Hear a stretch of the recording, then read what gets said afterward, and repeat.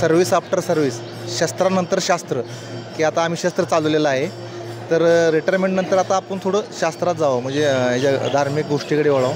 माऊलींची कृपा आहे आणि त्यामुळे हे सर्व काही सैनिकांना हा सेवेचा भाग, सेवेचा लाभ मिळत आहे. देश सेवा करत असताना आम्हाला हा मौका मिळालेला नाही आणि आता सेवानिवृत्त झाल्यानंतर आम्ही सर्व आमच्या कुटुंबासह श्री संत ज्ञानेश्वर माऊली यांच्या पालखीसोबत आम्ही विनामूल्य असा हा आमचा सुरक्षा पदक त्यांना झालेला आहे. रामकृष्ण माऊली जय हरी. संत ज्ञानेश्वर महाराजांचा पालखी सोहळा आज आळंदीहून पंढरपूरकडे प्रस्थान करणार आहे. 4 वाजता हा प्रस्थान सोहळा सुरू होणार आहे. लाखो वैष्णवजन या प्रस्थान सोहळ्याला आज आळंदीमध्ये उपस्थित आहेत. संपूर्ण आषाढ वारी ही माऊलींनी गजबजून गेलेली आहे आणि अलंकापुरी देखील ही माऊलींच्या जयघोषाने, रामकृष्णाच्या जयघोषाने गजबजून गेलेली आहे. मात्र वारकऱ्यांच्या सुरक्षतेसाठी भारताची जी सेवा केलेली आहेत, जे भारतीय सैनिक आहेत, भारत मातेचे पुत्र आहेत, ते देखील आता सगळे रिटायर्ड आहेत आणि ते देखील माऊलींच्या सेवेसाठी आज आळंदीमध्ये दाखल झालेले आहेत. त्यांचं या उपक्रमाचं 3रं वर्ष आहे. आपल्यासोबत ही त्यांची सगळी टीम आहे आणि या टीमशी आज आपण बातचीत करणार आहोत. सर, काय सांगाल, देशसेवा केल्यानंतर आज माऊलींची सेवा करताय? आमचं परम भाग्य आहे की श्री ज्ञानेश्वर माऊलींच्या इथे आम्हाला गेली 2 वर्ष सेवा करायला मिळते. आम्ही गेली 2 वर्ष कर्नल खाडगे साहेब, ब्रिगेडियर बोधे साहेबांच्या मार्गदर्शनाखाली इथे पारायण सोहळा करतो आणि आता आम्हाला यावेळेस पायी वारीसाठी आळंदी ते पंढरपूर आम्ही 25 फौजी जाणार आहोत. सर, कल्पना कशी सुचली?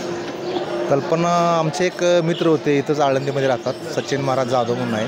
तर त्यांनी एक अशी संकल्पना केली होती की सर्व्हिस आफ्टर सर्व्हिस, शस्त्रानंतर शास्त्र, की आता आम्ही शस्त्र चालवलेलं आहे.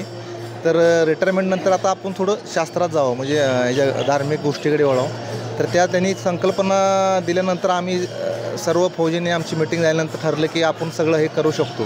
तर आम्ही 2 वर्षा पाठीमागे सर्व फौजींना विचारल्यानंतर, संकल्पना सांगितल्यानंतर आम्ही इथं माऊलीच्या मंदिरामध्ये यांची परवानगी घेऊन ट्रस्टची आम्ही पारायण सोहळा केला. त्याच्यामध्ये 100च्या प्लस लोक आलेली होती पारायण सोहळ्यामध्ये. सेवेमध्ये असताना कदाचित हा वारी सोहळा करता आला नसेल, आता करता येतोय, काय भावना? भावना खूप छान आहेत. सर्वांमध्ये जोश आहे, माऊलींची कृपा आहे आणि त्यामुळे हे सर्व काही सैनिकांना हा सेवेचा भाग, सेवेचा लाभ मिळत आहे. देशसेवा केल्यानंतर आज कुटुंबासमवेत तुम्ही सोहळा साजरा करताय. या सोहळ्यामध्ये तुम्ही सहभाग घेताय.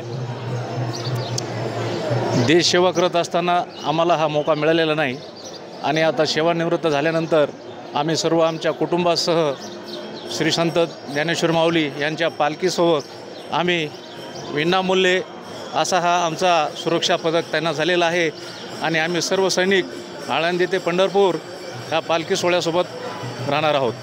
माऊली, काय भावना आहेत? देवासाठी सेवा करण्याची माझी इच्छा खूप 5 वर्ष झालं, 6वं वर्ष माझं चालू आहे.